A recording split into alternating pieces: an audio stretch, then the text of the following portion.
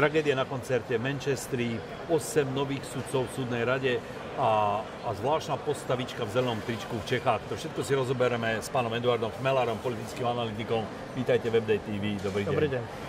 Poďme na úvod. Samozrejme musíme spomenúť nešťastie v Manchestri. Možno ani nehovoríme o tom konkrétnom atentáte, ktorý sa tam stal, ale poďme sa trošku rozobrať z toho pohľadu, že nezdá sa vám, že už je to niekde posunuté celé tieto teroristické akcie do takej fázy, že skrátka normálni ľudia už nechápu, prečo sa toto všetko deje, len to z hrôzou všetko sledujú v tých médiách a nevedia, prečo to tí islamisti robia? No ono je to už dávno tam posunuté a to z jedného dôvodu, že my tu nevysvetľujeme príčiny. My hasíme a samozrejme neúspešne dôsledky, takže za každým, keď sa stane takýto teroristický útok, tak sa zahalíme do čierneho, trošku si pomoralizujeme, ale môžeme si byť istí, že sa tu stretneme takto znova pri ďalšom teroristickom útoku a zasa to všetko len odsúdime. Ale to je proste konštatovanie, že sme si istí, že sa toho znova dožijeme. No prirodzene, pretože neriešime príčiny. A tie príčiny, proste problém je v tom, že my odpovedáme na tieto útoky obyčajne formulkami zastaviť príliv utečencov a všetko bude v poriadku. No nebude, pretože ten hlavný problém je, že stále si neuvedomujeme, že sme vo vojne. Vo vojne, ktorú sme spustili my a že tieto teroristické útoky sú istý druh... My sme spustili vojnu? Toto vysvetlíte. V akom zmysle? Na Blízkom východe, v Severnej Afrike a tak ďalej. Viete, problém je to, že naše médiá vôbec neukazujú drony a nálety amerických lietadiel v Iraku, Sýrii, Pakistane, Jemene, neviem kde ešte. Ale faktom je, že za tých pár mesiacov Trumpovej vlády zahynulo podľa organizácie Air Wars už vyše 3800 civilistov. My to v našich médiách nevidíme, ale tí ľudia tam áno. Púšťajú im to od rána do večera v Al Jazeere, Al Arábii a v iných televíziách. A jednoducho toto je istý druh pomsty. Vždy, keď sa niečo také stane, tak jednoducho musíme hľadať stopy v takýchto aktivitách. Proste tu je riešenie jednoznačné zastaviť vojny v našom blízkom zahraničí, predovšetkým v Sýrii. Proste ak toto nezvládneme, alebo to budeme odkladať na vedľajšiu koľaj, ak sa budeme venovať stále len dôsledkom, ktorým sú v tomto prípade utečenecké vlny, my to nepohneme ďalej. Jasné, ale tie teroristické útoky boli dlho predtým, jak Trump nastúpil do vlády, takže tie teroristické útoky by možno pokračovali aj potom, keby sa tam... Akým spôsobom sa rozmohol terorizmus? Pamätám si, ako George Bush vyhlásil vojnu proti terorizmu a začal valcovať jednu krajinu za druhom. Výsledkom bolo práve naopak ešte posilnenie a rast terorizmu. V Iraku, kde v živote neboli teroristické skupiny, ich dnes operujú stovky. Proste toto je úplne chorá, pomílená stratégia. Zoberme si nejakého toho, alebo skúste mi vysvetliť, že je nejaký osamelý vlk. A ten ako vie, že koľko civilistov zahynulo v Sýrii v tom danom okamihu? On sa na to musí pripravovať predsa týždne, možno mesiace. Ono to nie je celkom, že osamelý vlk. Viete, s Islamským štátom je to podobne ako s Al-Qaidou. Je to do istej miery virtuálna organizácia, ktorá si žije vlastným životom. To znamená, nie všetky teroristické útoky plánuje nejaká koordinovaná medzinárodná skupina. Tak toto proste nie je.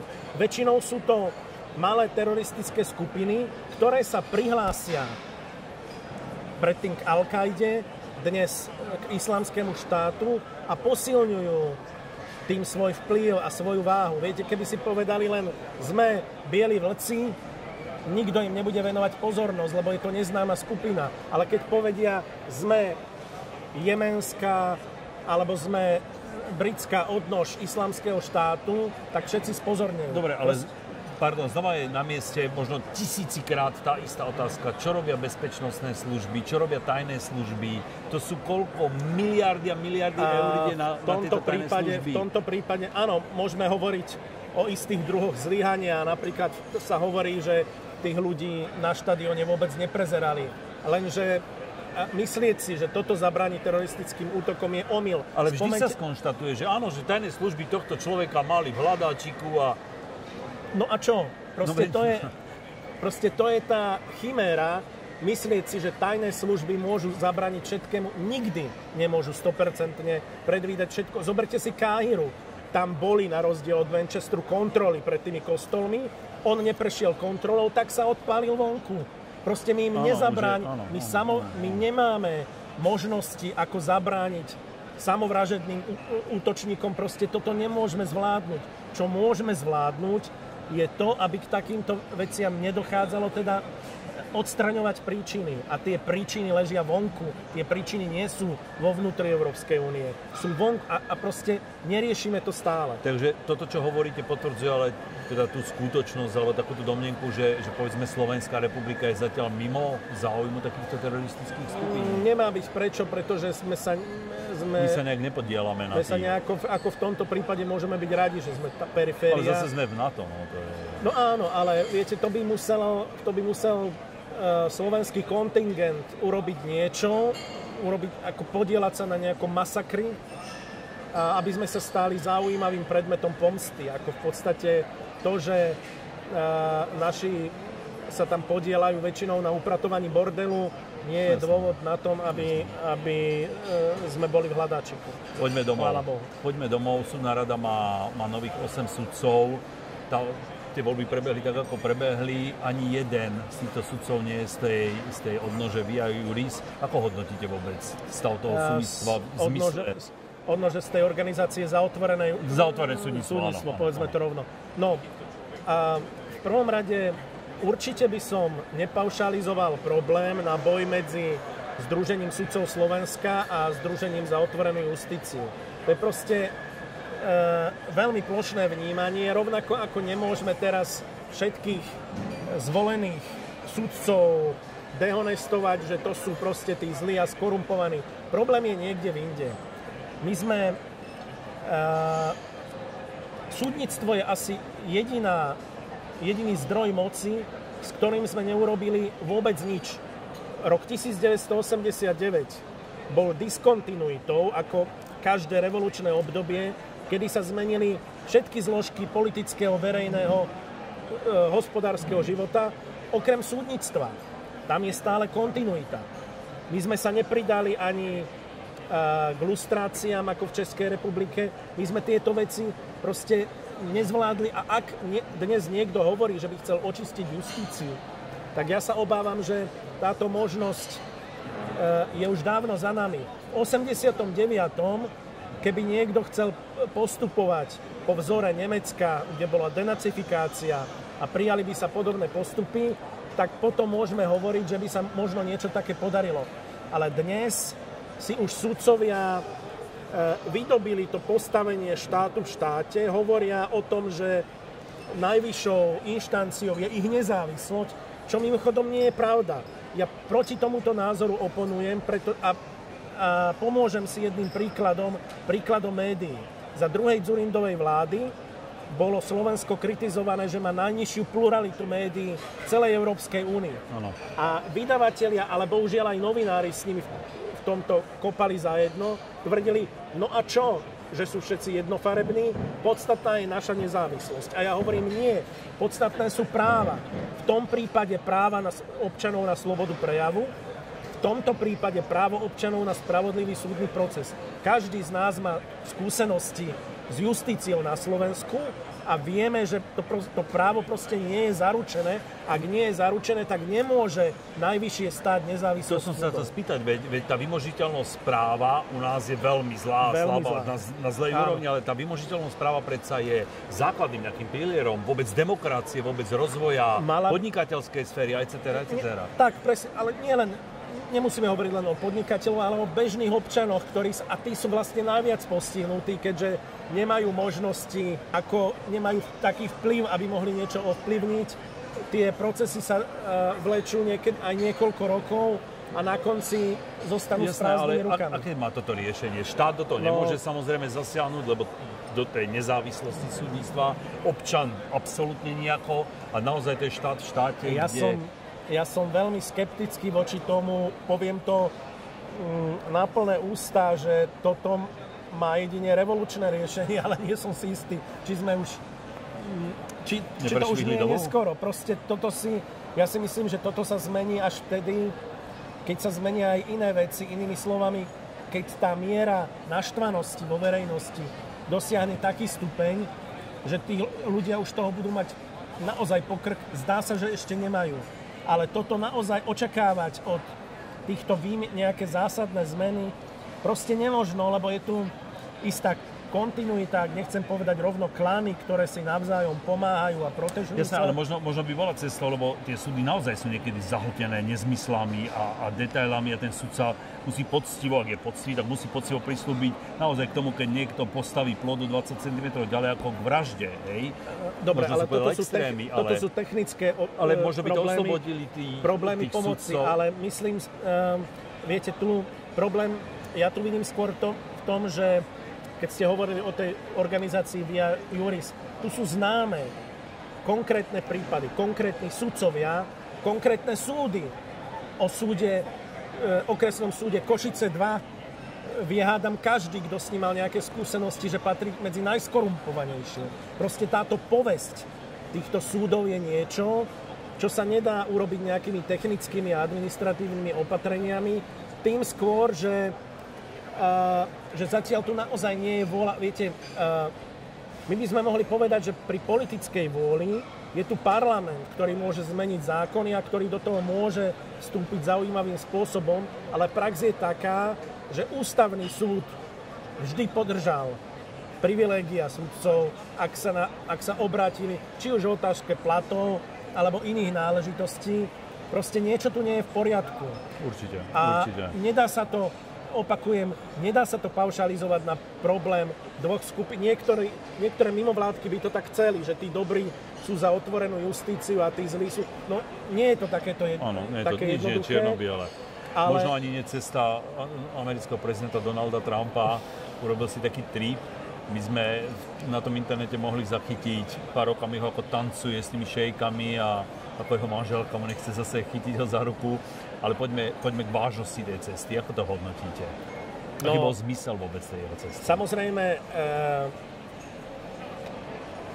nejaké prekvapenie nastalo už v tom, že americký prezident nevykonal svoju prvú zahraničnú cestu do Kanady, tak ako to tradične americkí prezidenti robia, podobne ako my do Prahy, ale do Saúdskej Arábie, čo je v istom zmysle šok.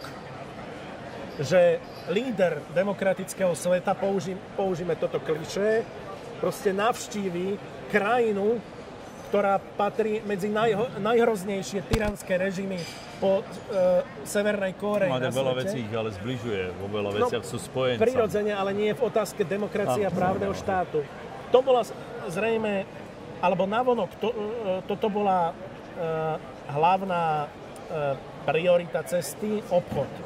Určite, Donald Trump nie je stratég, on je obchodník a dojednať obchod za $400 miliárd, to je proste mega obchod, kvôli ktorému by nie jeden americký prezident určite privrel oči, keby mohol niečo také urobiť. Ale je nejaké pozadie toho obchodu?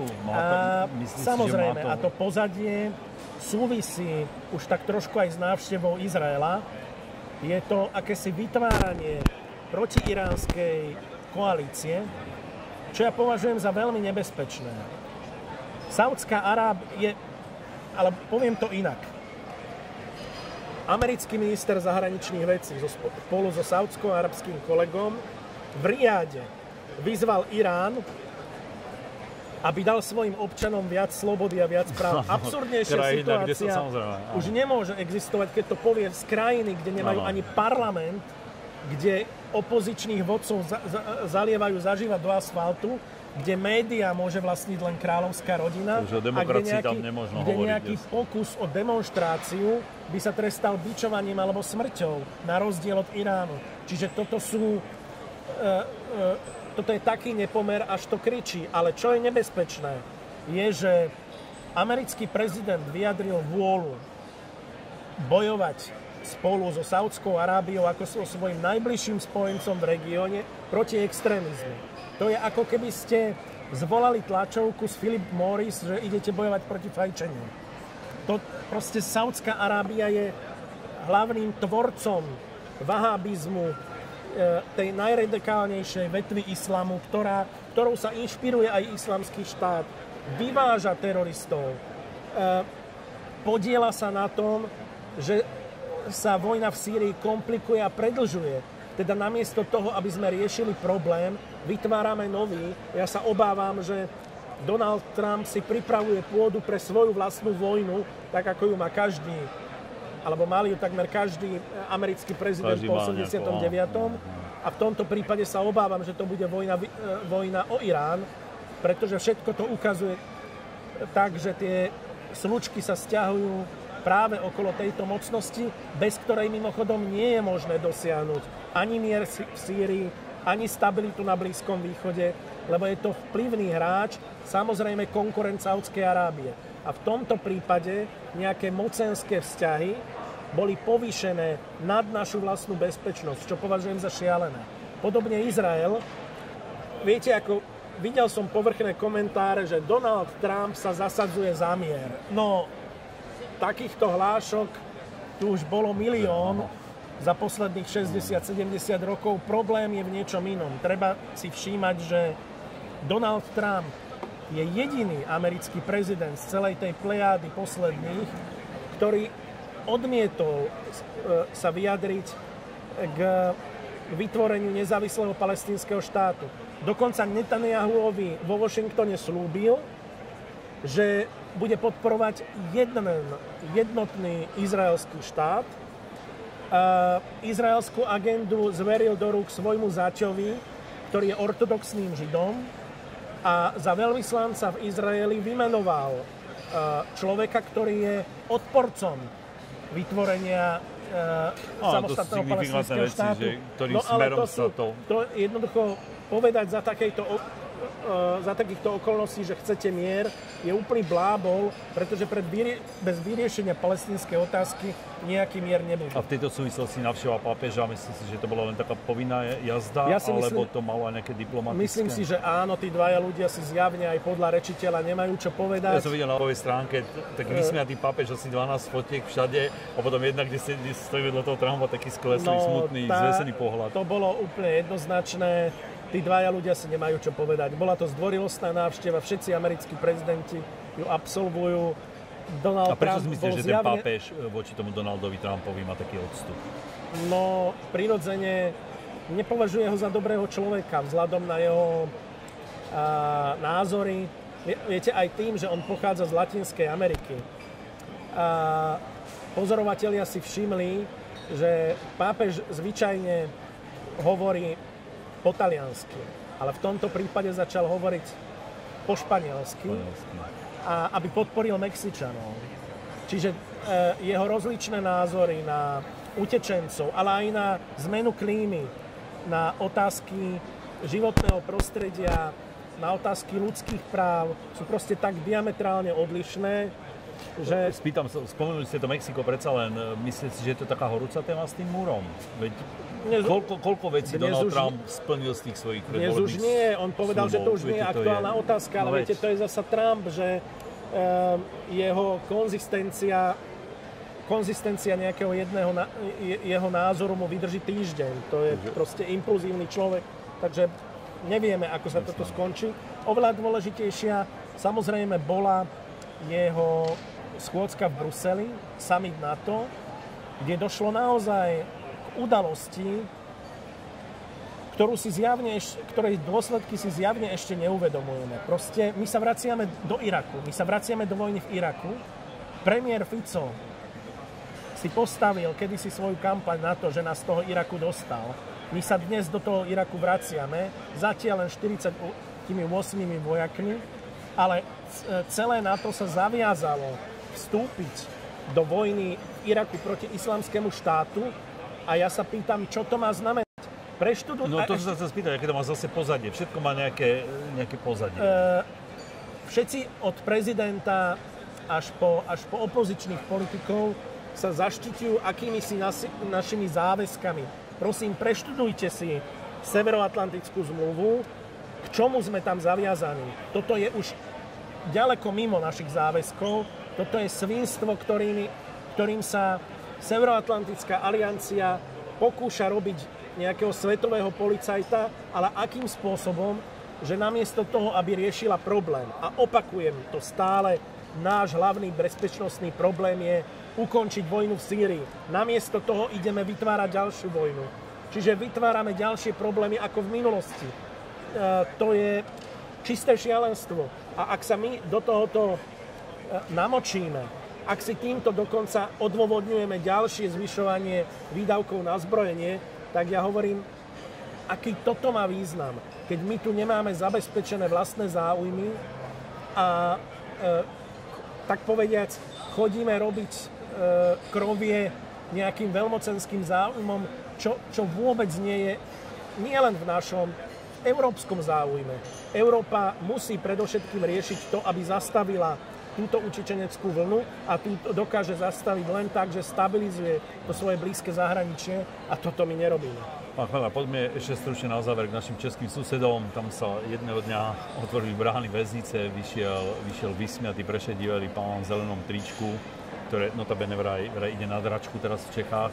Kainek prepustený po 23 rokoch, doživotne odsúdený väzeň za vraždu.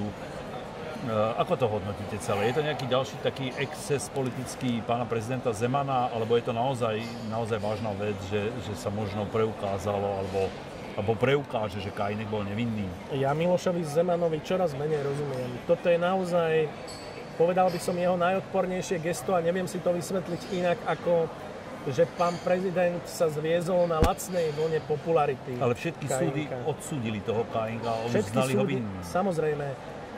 Ono je to, viete, neviem, či ste videli taký francúzsky film Verejný nepriateľ. Áno. Je o jednom zločincovi zo 70. rokov, ktorý hoci bol naozaj, dá sa povedať, masovým vrahom, tak si dokázal získať sympatie verejnosti nejakou charizmou, retorikou a tak ďalej. Psychológovia o tom vedia svoje, ako sa často strach mení na sympatie. A v tomto prípade... Ale tá česká spoločnosť je rozdelená. V tomto prípade ale my nemusíme skúmať nejaké sympatie, aj keby boli väčšie či menšie ku Kainkovi. My musíme skúmať naozaj len prezidenta, ktorý by mal byť strážcom ústavy, ale dá sa povedať aj istej politickej kultúry a morálky a tradícii a toto je proste... Povedz mi, čo ho to napadne, že on akože raz ráno sa zobudil a pustím Kainka. Ja si myslím, že je to veľmi vykalkulovaný krok, ktorý na jednej strane odvádza pozornosť od kauzy Babiš, od jeho spojenca, na druhej strane on dúfa, že mu to prinesie body v prezidentskej kampani. Ale je to dosť nechutné. Spomenuli ste Babiša, tak ešte musím sa vás spýtať. Babiš, najprv ho pán prezident Zeman podporoval, teraz ho odvolal. Nemal inú možnosť z hľadiska ústavy. On ho podporuje stále. Ak ste počuli, čo povedal pri odvolaní, proste on ho vysoko vyzdvihol, niekoľkokrát to zdôraznil, že sa skláňa pred tým, čo dokázal. On ho vychválil do neba. On mu vlastne urobil, on vstúpil do volebnej kampane jeho priamou podporou. To sa chcem spýtať, myslíte si, že politická kríza sa v Čechách teda skončila, alebo to naozaj spie k tým predčasným voľbám? Ak chápeme vládnu krízu tými klasickými termínmi, tak áno, ono to skončilo, ale keďže sú voľby, čo nevidieť, to sa proste ukáže, že kto tu najviac stratil. Pán Chmelár, ďakujem veľmi pekne, že ste si našli čas a že ste k nám zavítali. Ďakujem pekne. Ďakujem aj ja.